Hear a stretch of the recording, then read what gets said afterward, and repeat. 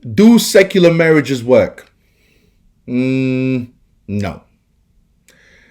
Without a moral obligation which can only be found in religion, over time, as the culture continues to become more and more hedonistic because we live in a secular society, the answer is no. Absolutely not. However, given how important the institution of marriage is for the continuation of the nuclear family and the existence of society, what's a TradCon supposed to advise a hedonistic atheist who refuses to convert to Christ? Is it don't get married? And that's where Andrew Wilson goes wrong. Because if you tell them to not get married in the state, since they don't want to convert to Christianity, then you are literally sentencing them to self-destruction, Andrew. Without further ado, let's get to this reaction, guys. Even in Miami, I see people walking dogs more than walking with kids. Yeah. So, the little dogs too, the little ones too, the weird ones. Yeah. So I say all this to say, I say all that to say this. For the guys out there that do want a family one day, etc., and I don't want them to get destroyed by the divorce machine, right? I'm like, okay, you want a family, you want a wife. This is very risky in 2024 with the way women are programmed, right? Wrong. It's very, very risky in 2024 with the way men are programmed. Go out and bang as many girls as possible is literally the message to young men in the Western world. It is literally the definition of what it is to be a man in 2024. Let's stop pretending and be honest, guys. It's men that are validating bad behavior from women online. It's men that are paying for OnlyFans. It's men that are funding the entire sex industry. And it's women trying to extract resources from men. Why? Because men are overly promiscuous. Let's be honest, guys.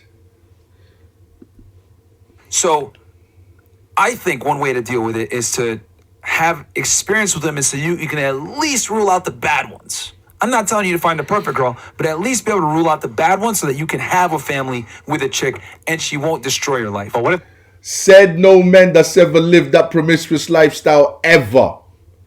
Let me tell you what usually ends up happening after you slept with a bunch of women, after you get the experience that Myron is asking you to get. Here's what you get. You get 3 baby mothers, you get a bunch of abortions, drama, and family courts. That's what you get after you've lived that promiscuous lifestyle, after you bang 50 women. That's the only reason. What if there's a better way in marriage, though? Sure, go ahead. What about covenant marriage?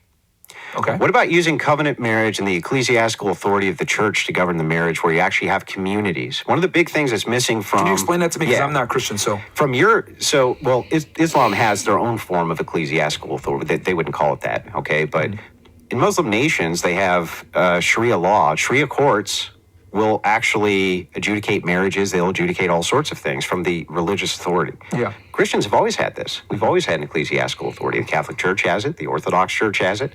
The ecclesiastical authority is a way to govern your life and govern your marriage. Exit the state. What are you talking about, Andrew?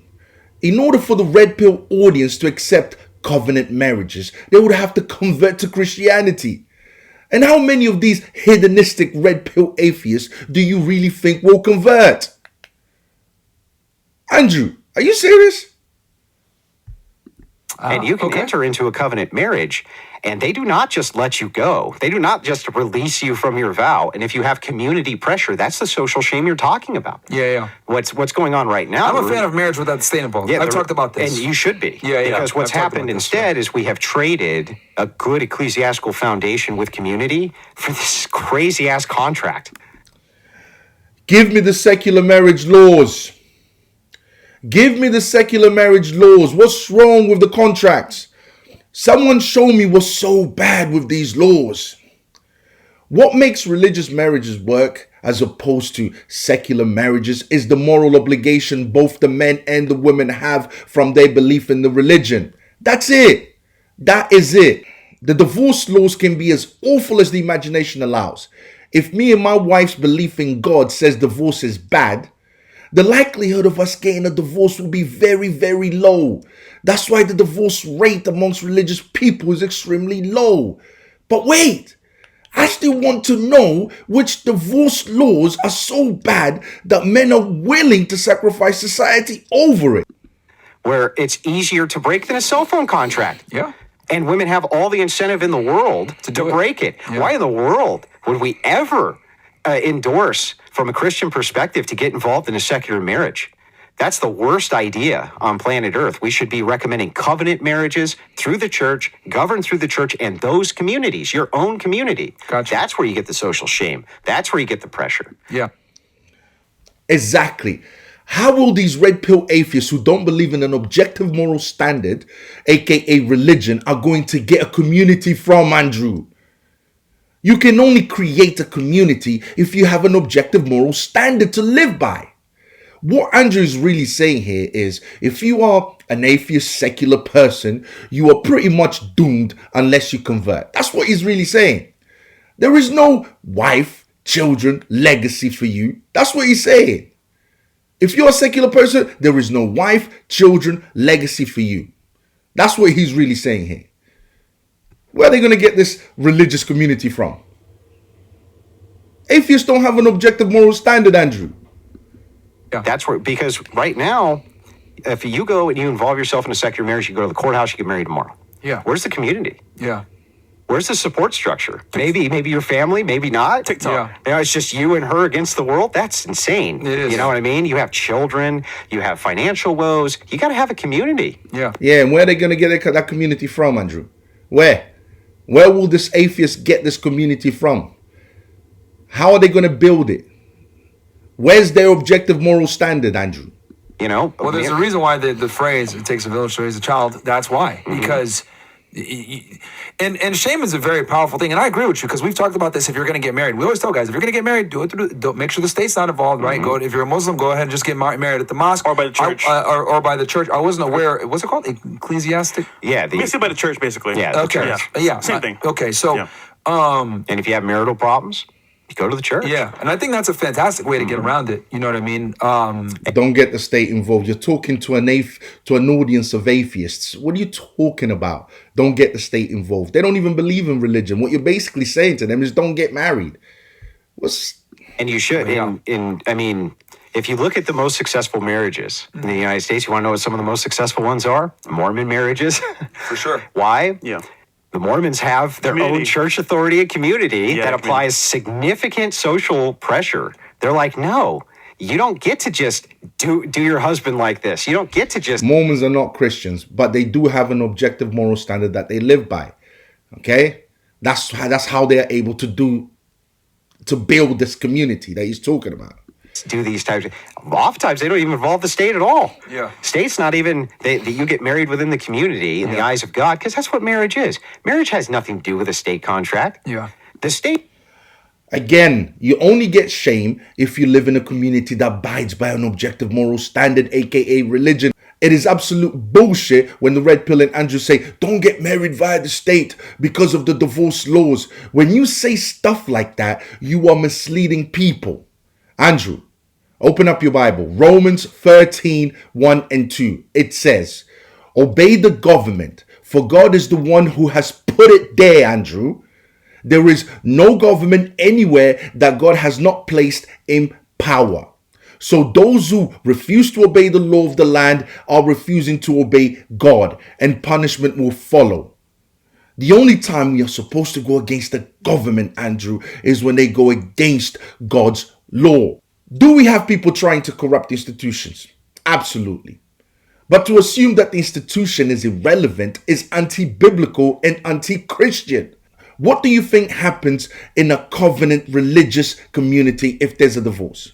If not excommunicated, according to the religion, the man still has to provide for that woman. Why? Because divorce lowers a woman's value in terms of remarrying. And if she has children, it's the man's obligation to pay for that child and the mother who will be the primary caretaker. How different, please tell me, how different is that from secular marriages? Huh? What's the alternative? Go and tell me. Red pill guys usually turn around and say, equal custody. That's the alternative. Okay, equal custody. Okay, let's go with equal custody. Men will have to sacrifice time out of work to raise the child.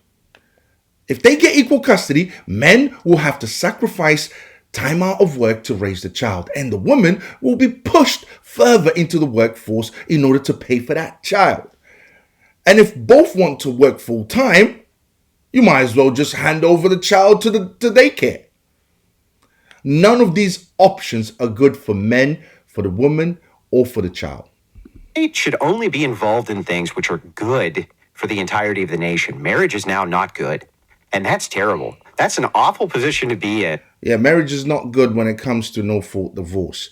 That's it. But if you get married to a good woman, if you get married not planning to divorce, you'll be all right, mate. Okay? It's only because of the no-fault divorce. That's the only reason why marriage is not good. And the family courts can be very unjust towards men, very unfair towards men.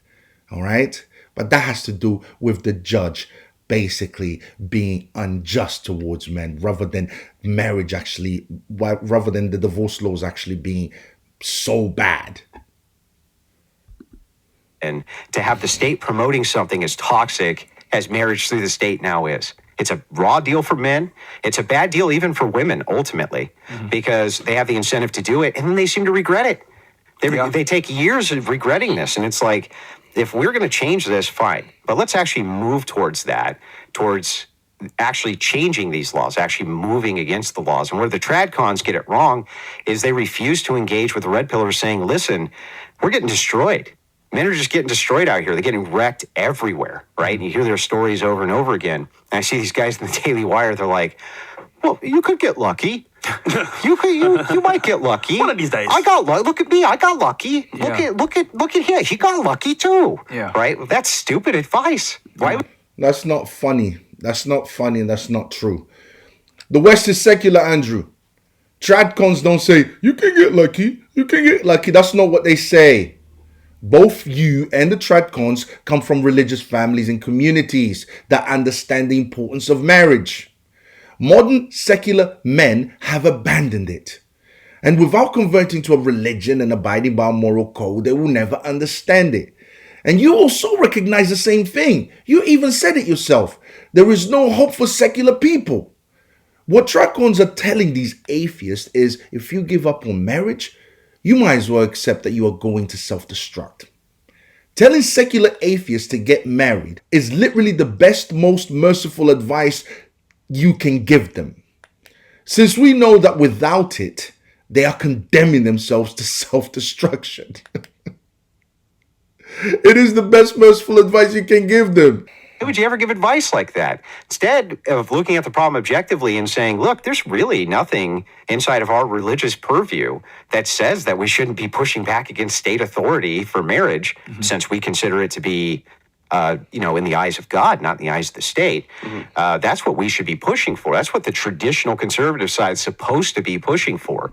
I agree, Andrew, but these people don't live in these communities because they are not religious. They don't understand it. Here's the truth. If you don't convert and follow Jesus Christ, your legacy and society is heading towards self-destruction. That is God's honest truth. End of. Look, guys, I hope you enjoyed the reaction. Don't forget to comment, like, and subscribe. And I'll see you next time, guys. All right? Peace.